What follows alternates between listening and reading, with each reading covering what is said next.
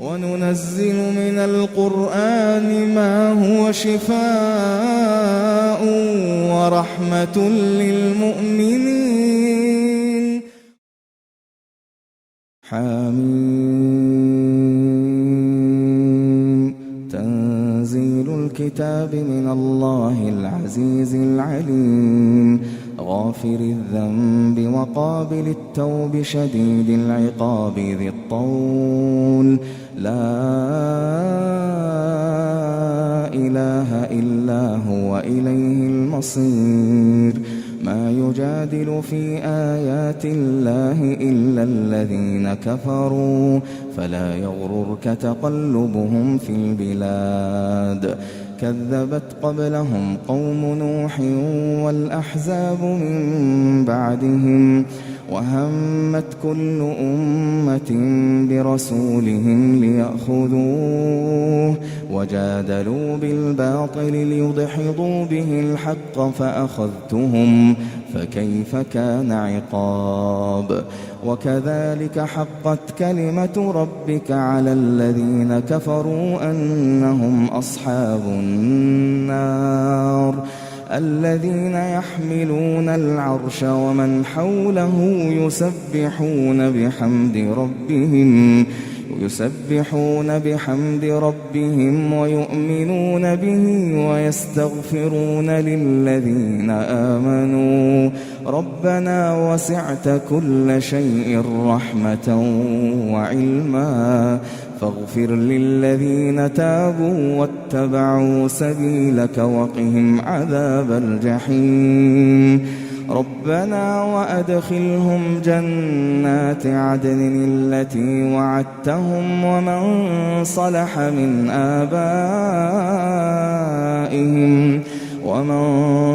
من آبائهم وأزواجهم وذرياتهم إنك أنت العزيز الحكيم. وقهم السيئات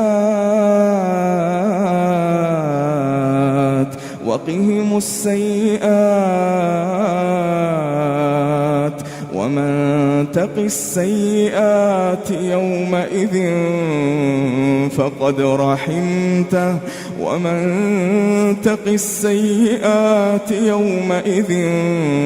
فقد رحمته وذلك هو الفوز العظيم.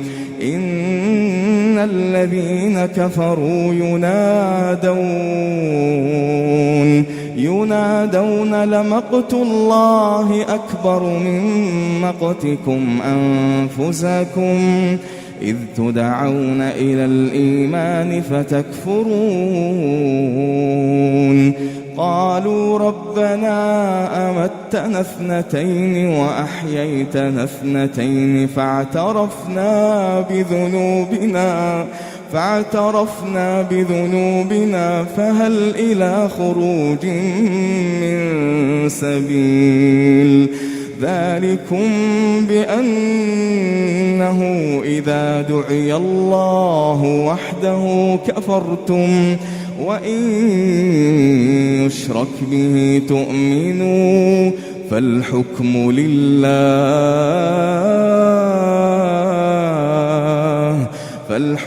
لله العلي الكبير.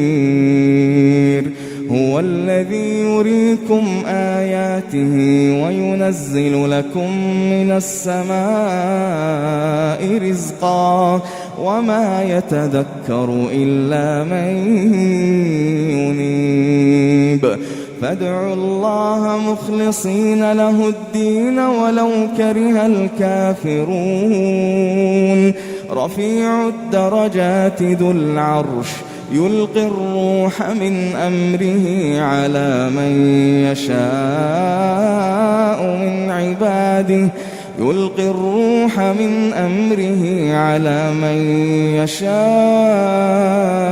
من عباده لينذر يوم التلاق يوم هم بارزون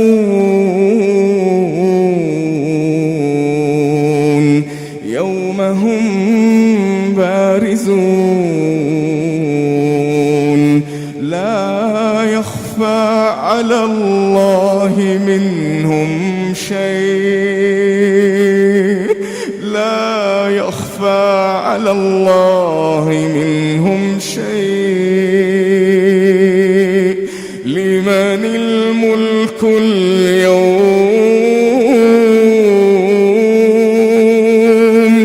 لمن الملك اليوم لمن الملك اليوم لله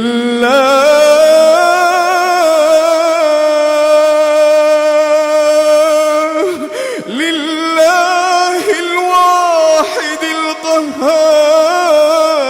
القهار اليوم تجزى كل نفس بما كسبت لا ظلم اليوم لا ظلم اليوم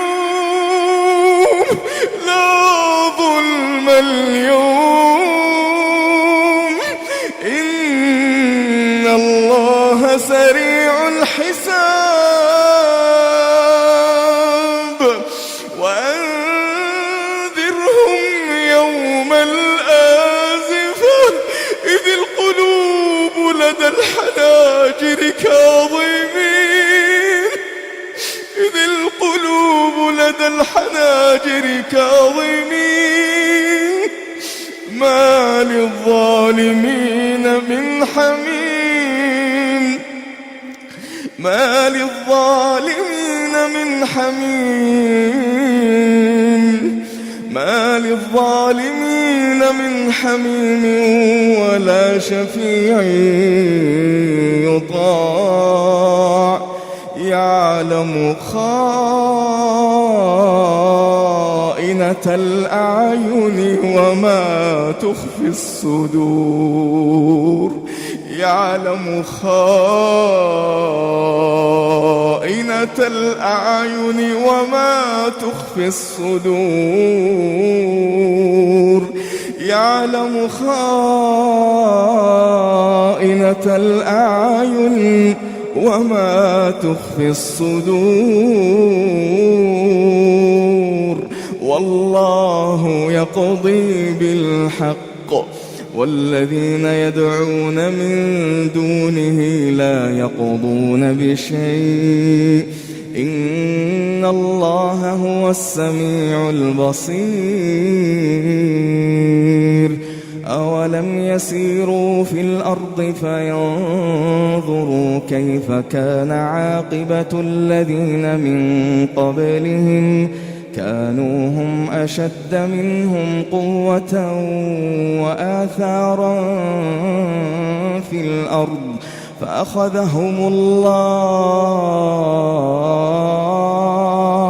فأخذهم الله بذنوبهم وما كان لهم من الله من واق ذلك بأنهم كانت تأتيهم رسلهم بالبينات فكفروا فأخذهم الله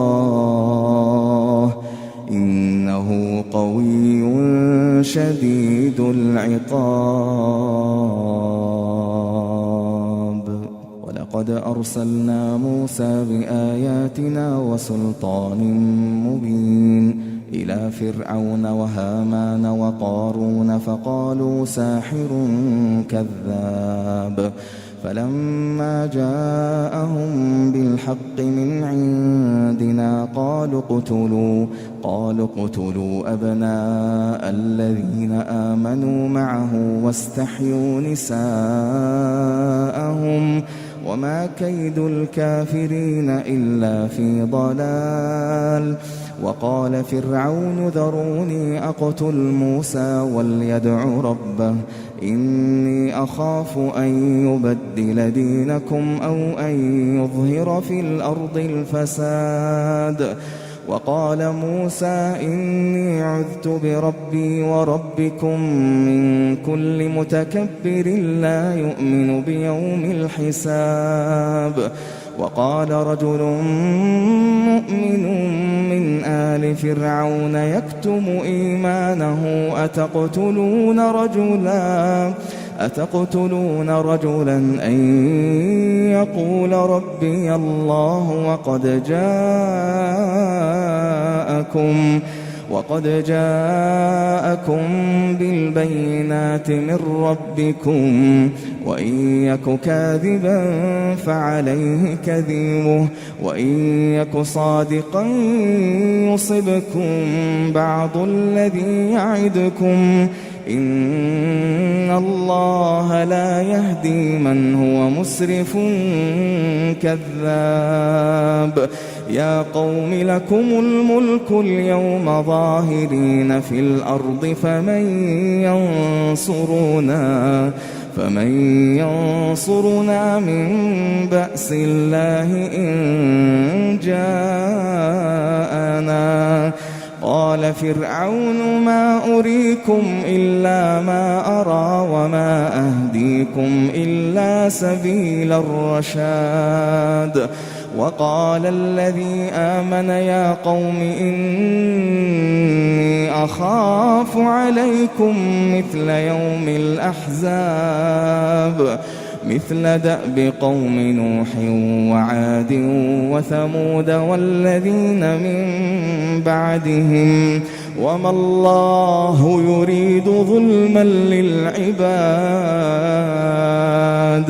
ويا قوم إني أخاف عليكم يوم التناد يوم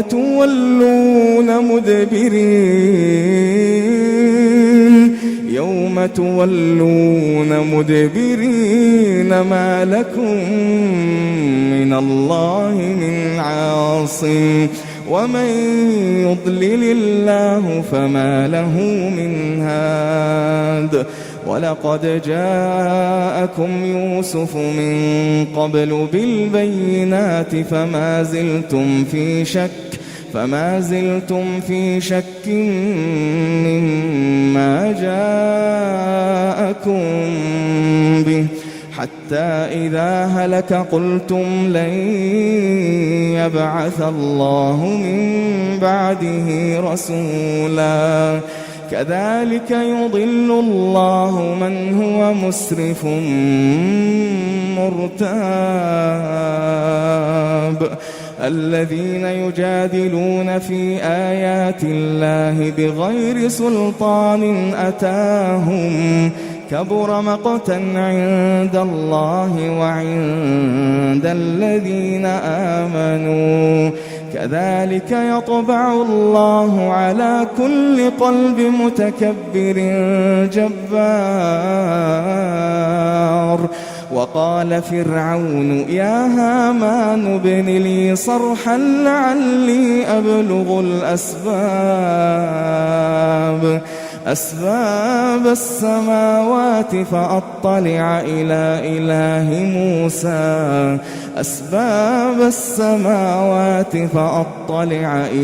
إله موسى وإني لأظنه كاذبا.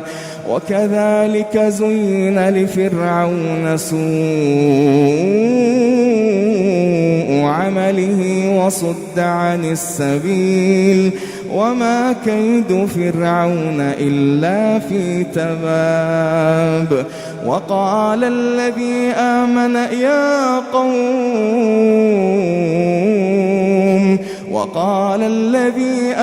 يا قوم اتبعون أهدكم سبيل الرشاد. يا قوم إنما هذه الحياة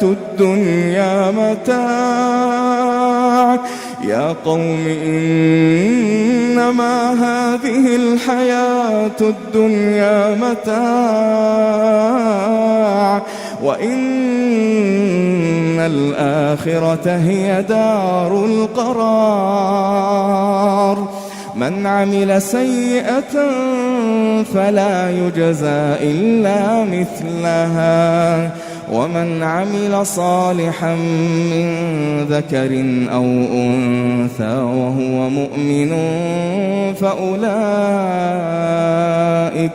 فأولئك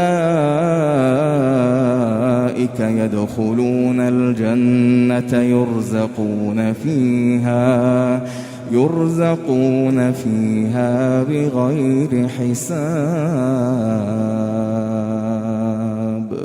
ويا قوم ما لي أدعوكم إلى النجاة وتدعونني إلى النار تدعونني لأكفر بالله وأشرك به ما ليس لي به علم وأنا أدعوكم إلى العزيز الغفار. لا جرم أن ما تدعونني إليه ليس له دعوة في الدنيا ولا في الآخرة وأن مردنا إلى الله وأن المسرفين هم أصحاب النار. فستذكرون ما أقول لكم وأفوض أمري إلى الله إن الله بصير بالعباد. فوقاه الله سيئات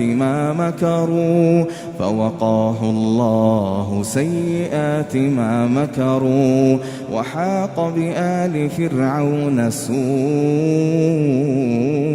العذاب.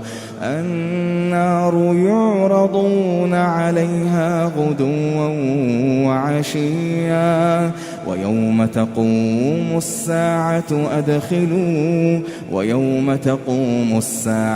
أدخلوا آل فرعون أشد العذاب. وإذ يتحاجون في النار فيقول الضعفاء للذين استكبروا إنا كنا لكم تبعا فهل أنتم مغنون عنا نصيبا من النار. قال الذين استكبروا إنا كل فيها إن الله قد حكم بين العباد. وقال الذين في النار لخزنة جهنم ادعوا ربكم يخفف عنا يوما من العذاب. وقال الذين في النار لخزنة جهنم ادعوا ربكم يخفف عنا يوما من العذاب. قالوا أولم تك تأتيكم رسلكم بالبينات قالوا بلى قالوا فادعوا وما دعاء الكافرين إلا في ضلال. إنا لننصر رسلنا والذين آمنوا في الحياة الدنيا ويوم يقوم الأشهاد يوم لا ينفع الظالمين معذرتهم ولهم اللعنة ولهم سوء الدار. ولقد آتينا موسى الهدى وأورثنا بني إسرائيل الكتاب هدى وذكرى لأولي الألباب. فاصبر إن وعد الله حق واستغفر لذنبك وسبح بحمد ربك بالعشي والإبكار إن الذين يجادلون في آيات الله بغير سلطان أتاهم إن في صدورهم إلا كبر ما هم ببالغيه فاستعذ بالله إنه هو السميع البصير لخلق السماوات والأرض أكبر من خلق الناس ولكن أكثر الناس لا يعلمون وما يستوي الأعمى والبصير والذين آمنوا وعملوا الصالحات ولا المسيء قليلا ما تتذكرون إن الساعة لآتية لا ريب فيها ولكن أكثر الناس لا يؤمنون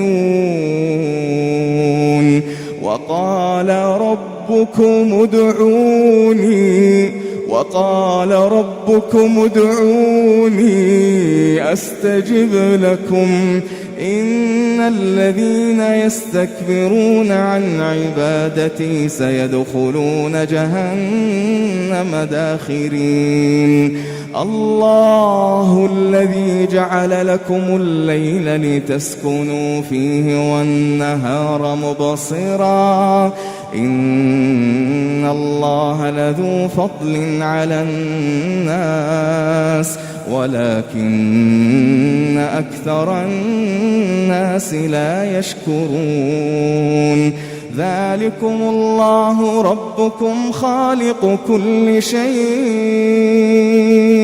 لا إله إلا هو فأنى تؤفكون كذلك يؤفك الذين كانوا بآيات الله يجحدون الله الذي جعل لكم الأرض قرارا والسماء بناء وصوركم فأحسن صوركم ورزقكم من الطيبات ذلكم الله ربكم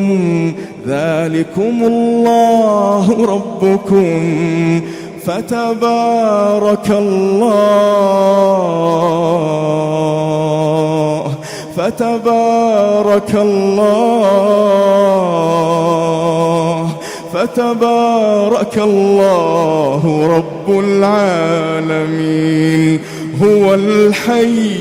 هو الحي لا إله إلا هو فادعوه مخلصين له الدين الحمد لله رب العالمين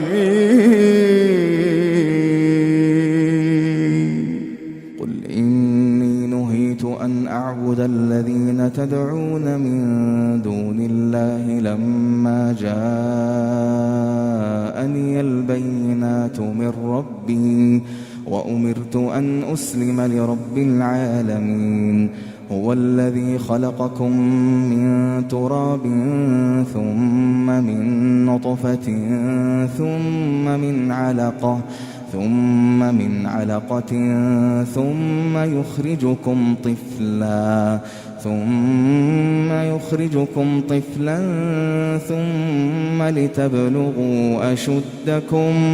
ثم لتبلغوا أشدكم ثم لتكونوا شيوخا ومنكم من يتوفى من قبل ولتبلغوا أجلا مسمى ولعلكم تعقلون هو الذي يحيي ويميت فإذا قضى أمرا فإنما يقول له كن فيكون ألم تر إلى الذين يجادلون في آيات الله أنى يصرفون الذين كذبوا بالكتاب وبما أرسلنا به رسلنا فسوف يعلمون إذ الأغلال في أعناقهم والسلاسل يسحبون في الحميم ثم في النار يسجرون ثم قيل لهم أين ما كنتم تشركون من دون الله قالوا ضلوا عنا بل لم نكن ندعو من قبل شيئا كذلك يضل الله الكافرين ذلكم بما كنتم تفرحون في الأرض بغير الحق وبما كنتم تمرحون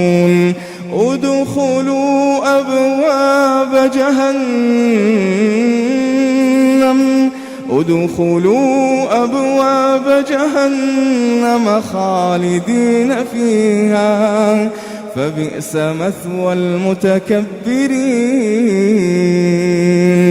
فاصبر إن وعد الله حق فإما نرينك بعض الذي نعدهم أو نتوفينك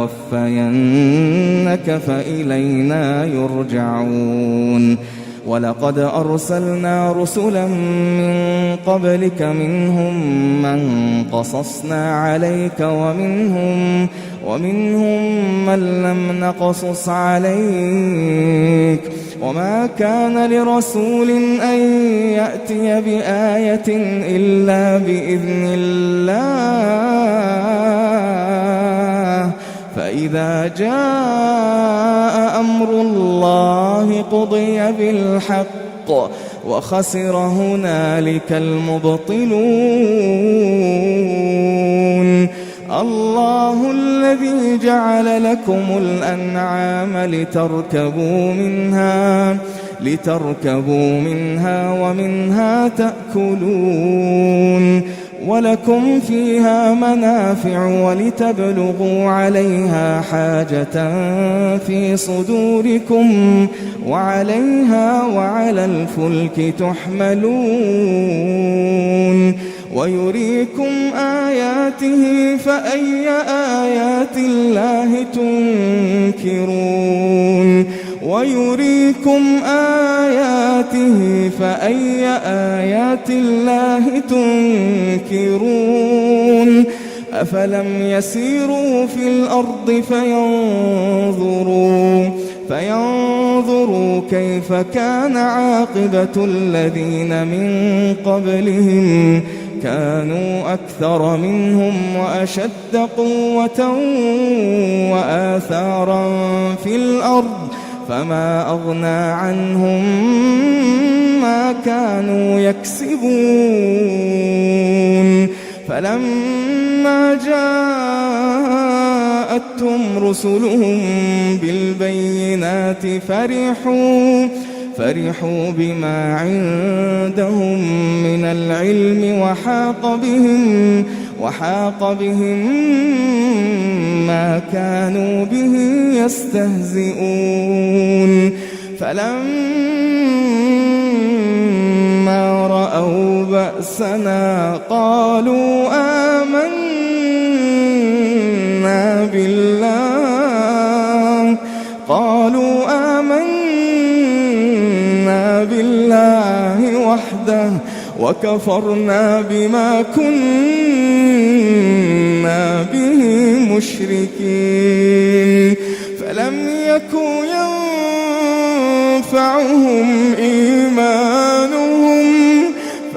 يك ينفعهم إيمانهم لما رأوا بأسنا سنة الله التي قد خلت في عباده وخسر هنالك الكافرون.